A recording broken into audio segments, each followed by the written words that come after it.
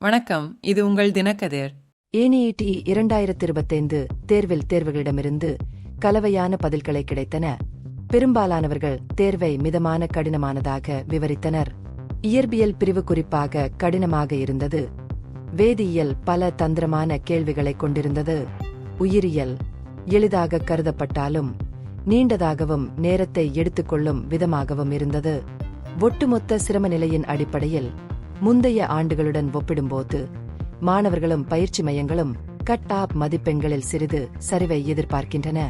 தமிழ்நாட்டில் கணிசமான வாக்குப்பதிவு இருந்தது. சென்னை மாவட்டத்தில் சுமார் 20,000 பேர் உட்பட கிட்டத்தட்ட 1.5 லட்சம் மாணவர்கள் தேர்வுக்கு பதிவு செய்தனர். குருநானக் கல்லூரியில் உள்ள ஒரு மையத்தில் உயிரியல் வினாத்தாளின் நீளம் அதை முடிக்க தடுத்ததாகவும் இயற்பியல் மற்றும் வேதியியல் மிதமான சவால்களை ஏற்படுத்தியதாகவும் ஒரு மாணவி பகிர்ந்து கொண்டார். இயற்பியல் பிரிவு 2019 NET தேர்வை விட கடினமாக இருந்ததாக நிபுணர்கள் கண்டறிந்தனர். தொழில் வழிகாட்டுதல் நிபுணர் ஜெயபிரகாஷ் காந்தி, சிரமம் இருந்த போதிலும் சிறந்த மருத்துவக் கல்லூரிகளில் 720 இல் 650 மதிப்பெண்களுக்கு மேல் மதிப்பெண்கள் தேவைப்படலாம் என்று குறிப்பிட்டார்.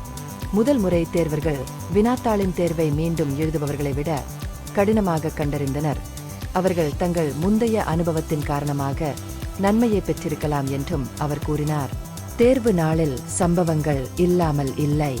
திருப்பூரில் கனிமொழி என்ற மாணவியின் உடையில் எக்கு பொத்தான்கள் இருந்ததால் அனுமதி மறுக்கப்பட்டது. இருப்பினும் பெண் போலீஸ் கான்ஸ்டபிள் MR மணிமேகலை அவளுக்கு உதவ வந்து புதிய உடை வாங்க அருகிலுள்ள கடைக்கு அழைத்துச் சென்று அவள் தேர்வு எழுதுவதை உறுதி செய்தார். திருப்பூரில் பதிவு செய்யப்பட்ட 3,212 மாணவர்களில் 107 பேர் தேர்வு எழுத வரவில்லை. ஈரோட்டில் 4,162 பேரில் 98 மாணவர்கள் வரவில்லை. தர்மபுரியில் ஹால் டிக்கெட் விவரங்கள் குறித்த குழப்பம் காரணமாக 9 மாணவர்கள் சேலத்தில் தவறான தேர்வு நடைபெறும் இடத்திற்கு வந்தனர். ஹால் டிக்கெட்டில் சேலம் பைபாஸ் சாலையில் உள்ள அரசு கலைக்கல்லூரி என்று மட்டுமே குறிப்பிடப்பட்டுள்ளது. மாவட்டத்தை குறிப்பிடவில்லை. சேலம் காவல்துறை அவர்களில் 7 பேர் சரியான மையத்தை சரியான நேரத்தில் அடைய உதவிய போதிலும் 2 மாணவர்கள் தேர்வை தவறவிட்டனர். மேற்பார்வைக்காக தேசிய தேர்வு முகமை பெற்றோர் விமர்சித்தனர். திருச்செங்கோடு பெண்கள் மேல்நிலைப் பள்ளி மையத்திலும் தொழில்நுட்ப கோளாறுகள் காரணமாக நடவடிக்கைகள் பாதிக்கப்பட்டன. அங்கு பயோமெட்ரிக் அமைப்பில் ஏற்பட்ட ஒரு செயலிழப்பு காரணமாக 300க்கும் மேற்பட்ட மாணவர்கள் சரிபார்ப்பு இல்லாமல் தேர்வெழுதினர். இது முடிவுகளை பாதிக்கக்கூடும் என்று அஞ்சி பெற்றோர்கள் ஊழியர்களின் உறுதிமொழிகளை மீறி சாலை மறியல் போராட்டத்தில் ஈடுபட்டனர்.